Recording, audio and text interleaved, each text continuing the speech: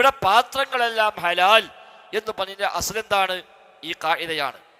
മുആമലാത്തെല്ലാം അനുവദനീയമാണ് എന്ന തത്വപ്രകാരമാണ് ഇവിടെ കുല്ലു ഇനാഇൻ ത്വാഹിരിൻ യുബാഹു, ത്വാഹിറായ എല്ലാ പാത്രങ്ങളും അത് ഹലാലാണ്, അത് അനുവദനീയമാകുന്നു. അപ്പൊ എന്തിനാ ത്വാഹിരിൻ പറഞ്ഞതെന്നാ? ശരിക്കും കുല്ലു ഇനാ എന്ന് പറഞ്ഞാൽ പോലെ കുല്ലു ഇനാഇൻ എന്ന് പറഞ്ഞാലും ഈ അസ്ൽ പ്രകാരം ശരിയാണ്, എല്ലാ പാത്രവും ഹലാലാണ് എന്ന് പറയാം. പക്ഷെ ത്വാഹിരിൻ എന്ന് എന്തിനു പറഞ്ഞു? നജസായത് ഉപയോഗിക്കാൻ പറ്റൂല എന്ന് അവിടെ തന്നെ പഠിപ്പിക്കാൻ. നജസായത് പറ്റൂല, നജസായത് പറ്റാത്ത പാത്രമായതുകൊണ്ടാണോ?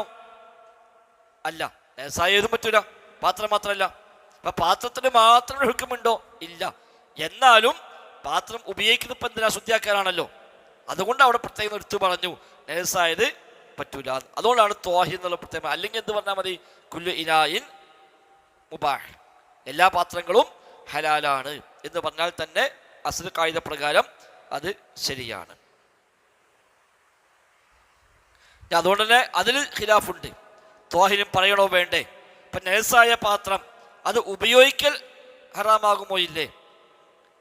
നജസായ പാത്രം ഉപയോഗിക്കൽ മുത്തലക്കൽ ഹറാമാണോ?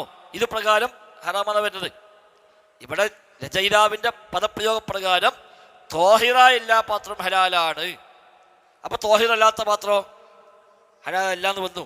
അപ്പൊ നജസായ പാത്രമാണെങ്കിൽ ആ പാത്രം ഉപയോഗിക്കാൻ പാടില്ല എന്നാണ് ഇതിന്റെ മറുവശം.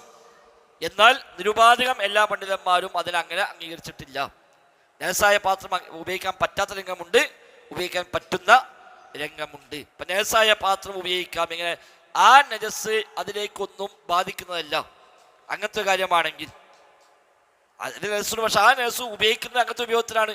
അത് ഇതിലേക്ക് ബാധിക്കുകയോ ഇനിമ ഒട്ടിച്ചേർന്ന് നിൽക്കുകയോ ഒന്നും ചെയ്യാത്ത തരത്തിലുള്ള ഒരു നജസൊക്കെ ആണ് എങ്കിൽ അതിന് വിരോധമുണ്ടോ ഇല്ലേ എന്നൊക്കെയുള്ള ചർച്ചകളുണ്ട്. ശരി, പോട്ടെ, നമുക്ക് ശേഷം വരുന്നത് ആ വിഷയം വരാനുണ്ട്. അപ്പൊ കുല്ലു ഇനാഇൻ ത്വാഹിരിൻ, ത്വാഹിറായ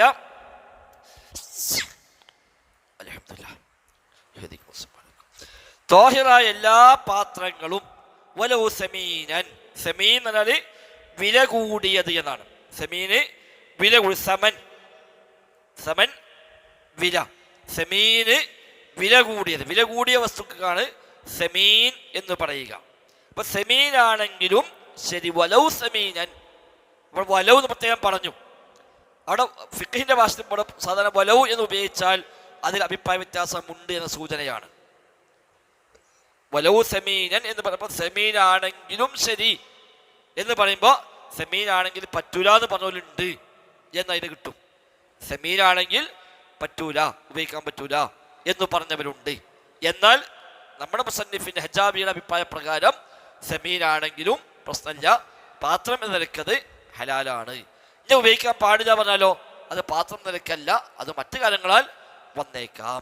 എന്നാൽ ഒരു ഭാഗം പറഞ്ഞല്ല, അങ്ങനെ ഒരു ആഡംബരം പ്രകടിപ്പിക്കുന്ന, ദൂർത്ത് പ്രകടിപ്പിക്കുന്ന രൂപത്തിലുള്ളതാണെങ്കിൽ അത് ഉണ്ടാക്കാനും പാടില്ല, അത് വാങ്ങാനും പാടില്ല, അതൊട്ട് ഉപയോഗിക്കാനും പാടില്ല എന്ന് പറഞ്ഞ പണ്ഡിതന്മാരും ഉണ്ട്.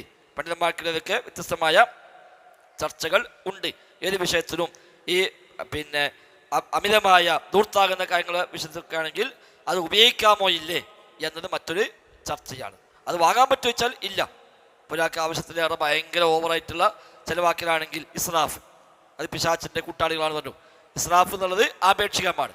എനിക്ക് ദൂർത്തായത് മറ്റൊരാൾക്ക് ദൂർത്താവണമെന്നില്ല, അയാൾക്ക് ദൂർത്തായത് എനിക്ക് ദൂർത്താകണമെന്നില്ല, അത് ആപേക്ഷികമാണ്. ബിൽ മഅറൂഫ് ആണ്.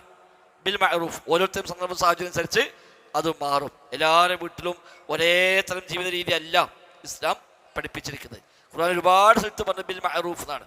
അപ്പൊ ഭാര്യയ്ക്ക് ചെലവ് കൊടുക്കണം, മക്കൾക്ക് ചെലവ് കൊടുക്കണം. എന്താ മാനദണ്ഡം? അള്ളാഹ് പറഞ്ഞത് ബിൽ മഅറൂഫ്, ഉറുഫനുസരിച്ച്, നാട്ടു നടപ്പനുസരിച്ച് ചെലവിന് കൊടുക്കട്ടെ എന്നാണ്.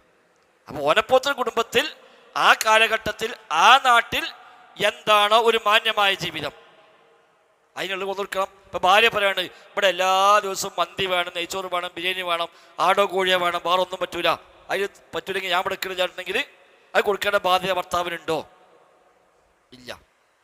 അത് ഉണ്ടാകും എപ്പോ? ഓളെ വീട്ടിൽ അങ്ങനെയാണെങ്കിൽ. കെട്ടിക്കൊണ്ടതിന് മുമ്പേ ഓളെ വീട്ടിൽ അങ്ങനെയാണ്, അവിടെ അല്ലാത്തൊന്നുമില്ല, അങ്ങനത്തെ ഭക്ഷണം അവിടെ ഉള്ളൂ, അങ്ങനത്തെ ജീവിത രീതി അവിടെ നമ്മൾ കെട്ടിക്കൊണ്ടിരുന്നത്. എങ്കിൽ അത് ഇവിടെ കൊടുത്തോളണം. ഓൾ ആവശ്യപ്പെട്ടാൽ. അത് കൊടുക്കാൻ കഴിച്ചില്ലെങ്കിലോ ഓളെ കെട്ടണ്ട, വേറെ ഇഷ്ടംപോലെ പെണ്ണുങ്ങളുടെ അവിടെ പോയി കിട്ടിയാൽ മതി. അല്ലെങ്കിൽ കെട്ടുമ്പോൾ തന്നെ ഡിമാൻഡ് വെക്കാം, എൻ്റെ വീട്ടിലും കിടന്നുണ്ടാവില്ല, ഞങ്ങൾ അത്രയൊന്നും ഇതുള്ളതല്ല, ഞങ്ങൾ വീട്ടിൽ മട്ടങ്ങനെയൊക്കെയാണ്, അതിന് നിങ്ങൾക്ക് സമ്മതമാണെങ്കിൽ നമുക്ക് കല്യാണം നടത്താം. ഓക്കെ സമ്മതമാണ് കാരണം പിന്നെ ഇവിടെ നിന്ന് പറയാൻ പറ്റില്ല. ഇവിടെ ദേശം എന്നോടെങ്ങനെയാണ് എപ്പോഴും പറഞ്ഞിട്ടുണ്ടെങ്കിൽ അവിടെ പറയണ്ടാവില്ല. അതൊക്കെ അന്ന് പറയുന്നു, ഇനി പറയാൻ പറ്റില്ല. അതാണ് ബിൽ മാറൂഫ്. മാറൂഫ് എന്നാൽ ഓൻ പറയാണ് ഇവിടെ എന്ന് ഉണക്കിനി ഉണ്ടാവും, കഞ്ഞി ഉണ്ടാവും, അതിന് മാണി നിന്നും അല്ലെങ്കിൽ പോണേക്ക് വയ്ക്കുവാറ്. അത് ഓൻ പറയാൻ പറ്റുമോ? അതും പറ്റൂല. അതുപോലെ പറയാൻ എങ്ങനെയാണെങ്കിൽ ഓൻ്റെ പണ്ടേ അങ്ങനെയാണ്, അതൊക്കെ മനസ്സിലാക്കിയുള്ള വന്നതാണ്. എന്നാൽ പിന്നെ അതിലേറെ കിട്ടിയ ലാഭം. ഇല്ലെങ്കിൽ ഓളതിന് പൊരുത്തപ്പെട്ടോളം. ഓളോടെ ഫ്രിഡ്ജ് ഉണ്ട്, വാഷിംഗ് മെഷീൻ ഉണ്ട്, പണിക്കാളുണ്ട്, ഇവിടെ അതൊക്കെ വെച്ചു കൊടുക്കണം, ഇവിടെയൊക്കെ വെച്ചു കൊടുക്കണം. ഇല്ലെങ്കിൽ അന്ന് പറയണം ഇവിടെ ഒന്നും ഉണ്ടാവില്ല. അതൊന്നും പറയാതെ അതൊക്കെ കണ്ട് കെട്ടി കൊടുത്തിട്ട് പിന്നെ ഇവിടെ വാഷിംഗ് മെഷീനൊന്നും തരാൻ കഴിയൂല, പണിക്കാളുണ്ടല്ലോ ഒക്കെ ചില എടുത്തോണ്ടി എന്ന് പറഞ്ഞാൽ എടുക്കേണ്ട ബാധ്യത നമുക്ക് ഇല്ല. അപ്പോൾ അതാണ് മഅറൂഫ്. അപ്പോൾ ഓരോരുത്തരെയും ഉറുഫ് അനുസരിച്ച്, അപ്പോൾ ഓരോ ജ്യേഷ്ഠൻ്റെ വീട്ടിൽ എങ്ങനെയാണ്, അണിയൻ്റെ വീട്ടിൽ എങ്ങനെയാണ്, ഓരോപ്പോഴത്തെ കുടുംബത്തെ സാധാരണ എന്താ ജീവിത രീതി, അപ്പോൾ അതിനനുസരിച്ച് ഓൻ ചെയ്ത് കൊടുക്കണം. അപ്പോൾ നമ്മളെ നാട്ടിൽ സാധാരണ ഒരു ആവറേജ് കുടുംബമാണെങ്കിൽ ആഴ്ച ഒരു ദിവസമൊക്കെ വല്ല ഇറച്ചിയൊക്കെ വാങ്ങും. അതേപോലെ എല്ലാ ദിവസവും വല്ല മീനോ പച്ചക്കറിയോ ഒക്കെ വാങ്ങലുണ്ട്. ഒരു മാന്യമായ അരി ഒക്കെ സാധനം കൊടുത്തു നോക്കും. ചിലപ്പോൾ റേഷൻ പിടിച്ച അരി ഉപയോഗിക്കും, അല്ലാത്ത ഉപയോഗിക്കും. അതൊക്കെ സാധാരണ ഒരു ആവറേജ് കുടുംബത്തിൻ്റെ ഒരു രീതിയാണ്. അത് ധൂർത്താണോ ചോദിച്ചാൽ അല്ല, അതാണ് ധൂർത്ത്. അപ്പം ധൂർത്ത് ആപേക്ഷികമാണ്. ഒരാൾക്ക് ധൂർത്തായത് മറ്റൊരാൾക്ക് ധൂർത്താകണം എന്നില്ല. ഒരാൾക്ക് 2 വണ്ടി ഉണ്ട്, ഒറ്റ വണ്ടി ഇല്ലാത്ത പറയാമോ അയാൾക്ക് ഭയങ്കര ധൂർത്താണ്, അയാൾക്ക് 2 വണ്ടി, ചിലപ്പോൾ അയാൾക്ക് 3 വണ്ടി വേണ്ടി വരും. 2 വണ്ടി പോരാ.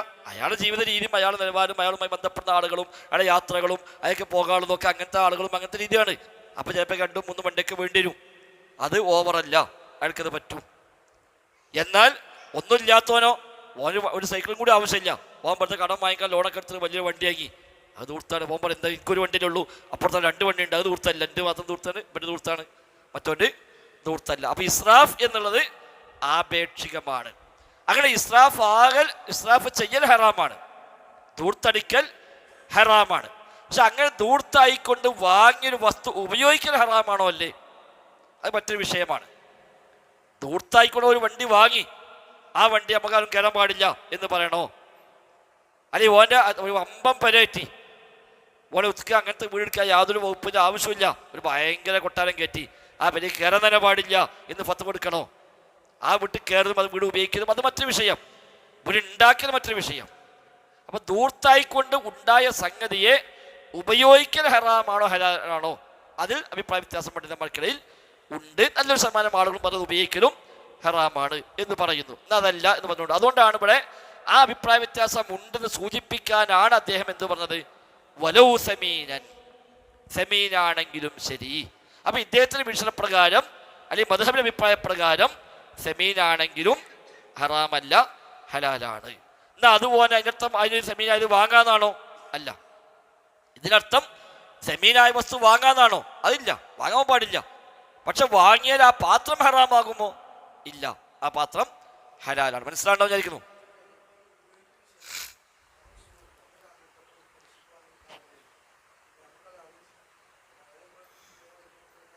അതേ കയറാം. എന്താ പലിശയാക്കല്ലേ, നമുക്കെന്തായാലും അയാൾ പലിശ കൊണ്ട് വാങ്ങി, അയാൾക്കാണ് പലിശ കുറ്റം. നമ്മൾ പലിശ വാങ്ങണമല്ലോ പലിശ കൊടുക്കണമല്ലോ ഒന്നുമില്ല. അവിടെ നമുക്കത് ഉത്തരവാദിത്തം ഒഴിവായി നിൽക്കാൻ പറ്റും, നല്ല കാര്യമാണ് കാര്യം, സൂക്ഷ്മത പാലിക്കൽ. പക്ഷെ അതിൽ ആ വണ്ടി കയറി ഹറാമായിട്ടുണ്ടെങ്കിലോ അത് പറ്റൂല. ആ വണ്ടി കയറി ഹറാമാണ് എന്ന് പറഞ്ഞാൽ ഏത് വണ്ടി കയ്യാട്ടി വണ്ടി എടുത്ത് ആദ്യം ചോദിക്കേണ്ടി വരും. അതെ, അതൊക്കെ ഉണ്ടാവും. അതൊക്കെ അത് ഓരോന്നിലെയും അതിൻ്റെ ഈ ഹുർമത്തിനനുസരിച്ചൊക്കെ വ്യത്യാസം വരും. അല്ല ഇവിടെ ഹലാലെന്ന് പറയും. മദ്ഹബിന്റെ അഭിപ്രായവും ഇദ്ദേഹത്തിൻ്റെ അഭിപ്രായവും ഭൂരിപക്ഷ അഭിപ്രായവും അത് ഹലാലാണെന്ന് തന്നെയാണ്. അതുകൊണ്ടാണ് വലൗ സമീനൻ എന്ന് പറഞ്ഞത്. സമീനാണെങ്കിലും ശരി. അപ്പം സമീനാണെങ്കിൽ പറ്റൂല പറഞ്ഞവരുണ്ട്, എന്നാൽ അദ്ദേഹം അതിനോട് യോജിക്കുന്നില്ല. അതുകൊണ്ട് വലൗ സമീനൻ യുബാഹു എന്ന് പറഞ്ഞാൽ യുബാഹു പറഞ്ഞ മുമ്പ് തന്നെ വലൗ സമീനൻ പറഞ്ഞു. സമീനാണെങ്കിലും ശരി അത് ഹലാലായ കാര്യമാകുന്നു. എന്നാലും പണ്ഡിതന്മാർക്കുള്ള വിഷയത്തിലൊരു വീക്ഷണ വ്യത്യാസമുണ്ട് എന്ന് പറയാം. അത് ഒരു അത്ര വലിയൊരു പിന്നെ പരിഗണിക്കാൻ മാത്രമുള്ള ഒരു ഭൂരിപക്ഷ അഭിപ്രായമോ ഒന്നുമായിട്ടല്ല അത് കാണും. ഇബ്നു ഉസൈമീൻ നടക്കാതെ പറഞ്ഞപ്പോൾ കാല ബഅ്ദുൽ ഉലമാ എന്നാണ്, ചില പണ്ഡിതന്മാർ ഇങ്ങനെ പറഞ്ഞിരിക്കുന്നു, ഇത് ഹറാമാണ് എന്ന് പറഞ്ഞിരിക്കുന്നു എന്നാണ് അദ്ദേഹം ഉപയോഗിച്ചത്. ഏതായാലും